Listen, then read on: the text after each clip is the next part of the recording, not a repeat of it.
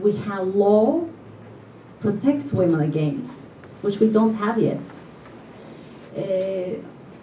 It's very hard to deal with. And I don't think men do not wanting to shake your hands personally as a harassment. But if you cannot conduct your work because you are a woman, that's called discrimination. And unless we have rules and procedures to go and fight for, to go and apply to, then we cannot deal with it, number one. For the religiosity question, I don't think that you asked the religiosity question to me, but I'm going to answer it anyway. I think religiosity is, be it Christianity, Islam, Buddhism, Judaism, or something else, it just belongs to a person. So my secularist position is that people should be free to practice their religions to the extent that doesn't interfere to the work processes.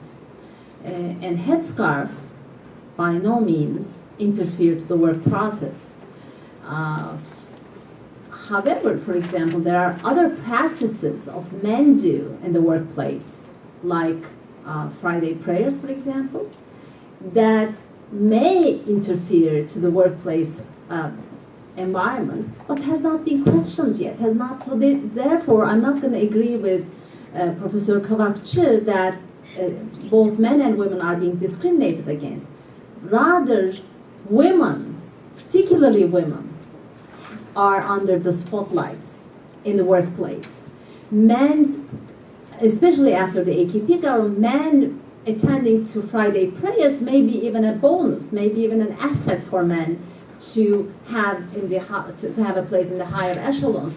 Whereas for women, wearing a headscarf is a definitely no-no to enter to politics, to enter to labor market, to work as a physician. We don't have any university professor in Turkey with a headscarf, mind you. And so it definitely there's a gendered process here, which we need to look at. And how does it affect the Turkish economy? I don't know. I'm not an economist. Literally, I don't know how to measure this. But any inquiring mind would just assume that if you have a trained labor force there, and if you are not using it, then you are not doing a good job. That's all. But the rest of the estimations is really an economist's job, and there should be some economists who are really looking at this process. That's not many. Okay, thank you. Who decides what religion says? I suppose we can. I mean, just my personal take on who decides who's a Muslim or who's not a Muslim, who's a good Muslim or who's not a good Muslim. One has to start off with this being a personal matter, for one thing, and then I suppose we can look at the scripture and the religious text as far as this is concerned. And then in the Turkish context, we have a Diyanet that Turkish state has created, I suppose, to help us learn about religion. We can go to Diyanet to ask what is religious and what is not. Indeed, the kind of discrimination that we face is an unfortunate reality. I do acknowledge that very much as well. On the question of AKP's approach to women's rights progression, am I satisfied? How can I be satisfied? Right? I'm a professor here in the United States of America. I'm not a professor in a Turkish university for that matter. Therefore, indeed, I'm not satisfied. I'm not satisfied with AKP. I have not been satisfied with any of the governments for that matter. But one has to take into consideration this very ironical standing of AKP, which is coming from sort of Islamist roots, carrying this baggage of being an Islamist government, making many strides towards integration to European Union that no other government has ever done, so-called secular government has ever done. And we see some sort of movement and some sort of positive signs of change in women's empowerment as well. The positive sort of discrimination, if you call, is part of that as well. But to be satisfied in this deed is a far-fetched assumption at the moment. The listing of the Headscarf women is a disgrace to all parties, period. AKP is not exceptional to that. It is a disgrace. Headscarf women make 69% of female population.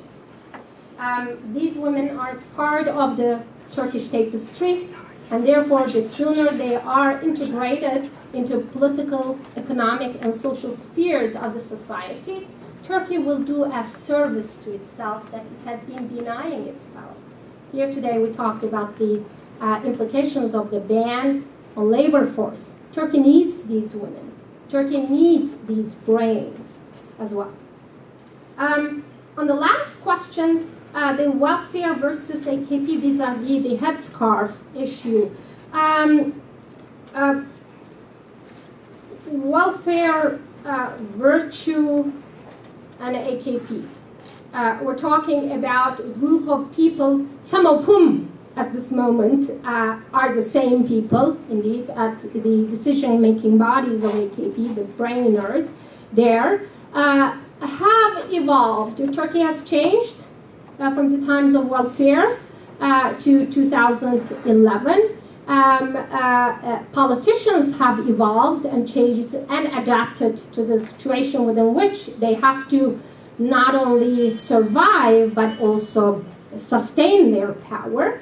And also, more importantly, I think the world has changed. This is a post-September 11 globe.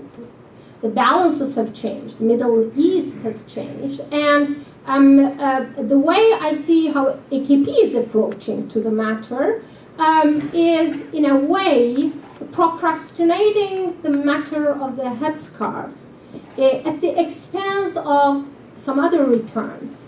It was very clear in the agenda of the government to state that they would be zooming in the economic affairs and excel in this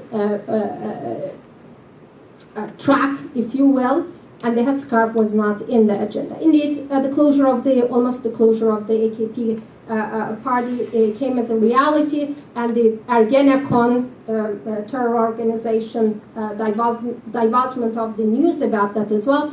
I do not think we can look at these independent of one another. And therefore, as we understand today, there is not much of a solution to the matter with the hand of AKP. I'm interested in the results. 2 days ago, there was the GRE examination, and still students were harassed.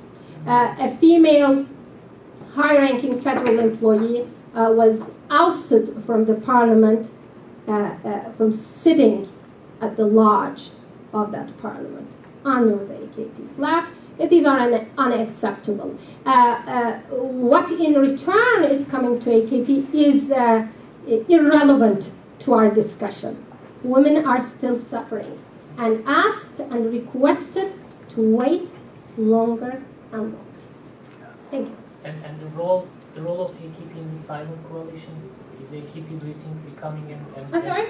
And what is the role of AKP that in the silent coalition you mentioned? Do you think they're becoming an establishment or what? The silent coalition does not necessarily come from activism, but from passivism as well. That the ban is not lifted. That women are not nominated, despite the fact that there is a huge pressure from the bottom up in all parties, but more so in parties like Felicity Party, Hus Party, or in parties like AKP. I know the AKP women pushing their way up to be nominated to run for office, but the glass ceiling is there. In a way, this is a practical implication of a silent coalition due to pacifism and ignoring these women and asking them to wait in an indefinite, from what I know, indefinite period of time, as far as what I hear.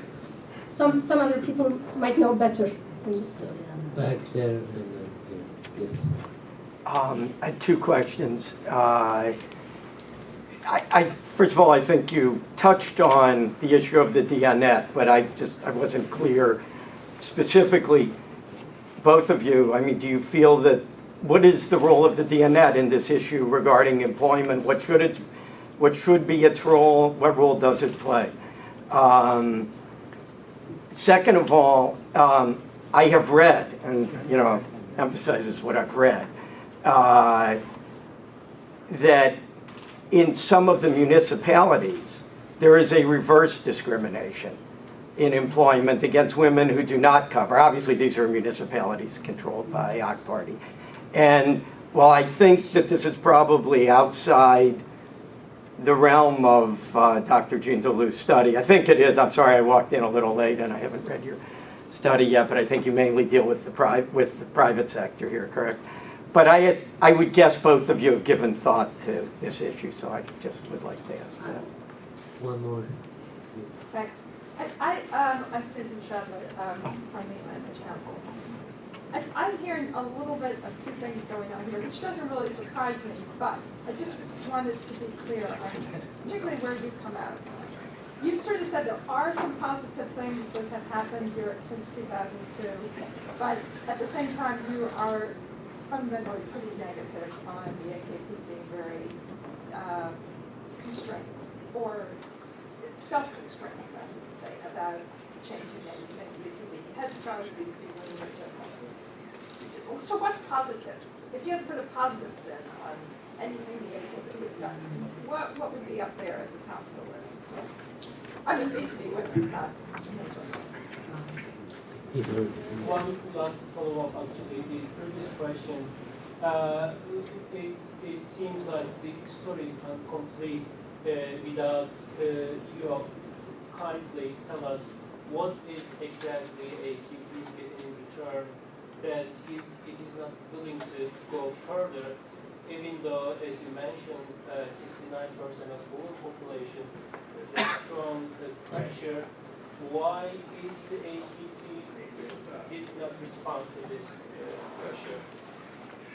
Additional to this question, Just a couple more minutes left. I have to give you. As a voter, 69% Headscarf woman in Turkey. So AKP kind of victimized, especially their wives. And now we have president which is Headscarf wife. So what do you think about this victimized? If I could follow up on the follow-up and finish it there. You have quite a bit of experience with the U.S. Congress, and we seem to be kind of distinguishing between political spheres and economic spheres. Maybe you can comment on the women's participation levels at the political level elsewhere and how comparable that might be to Turkey, and maybe economic participation. I know that's, it's hard, but is there something else going on with regard to political sphere and economic sphere? So, and we'll have to end up there. Okay, I apologize. I really have to leave in 3 minutes and drive like a Turk. But Diyanet, what role does it play in the Headscarf issue? Well, I have to say that I'm a proponent of the deconstruction of Diyanet. Religion should be left to people, not to states. So, what role does Diyanet play overall?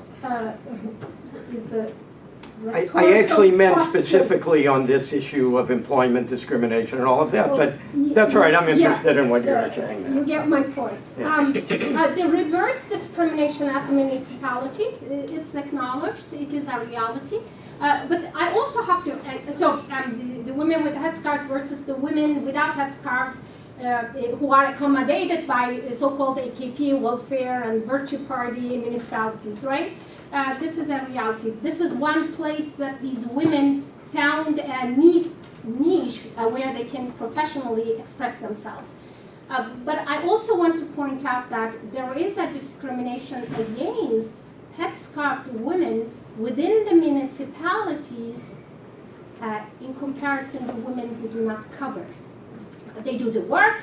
Women with headscarves do the work.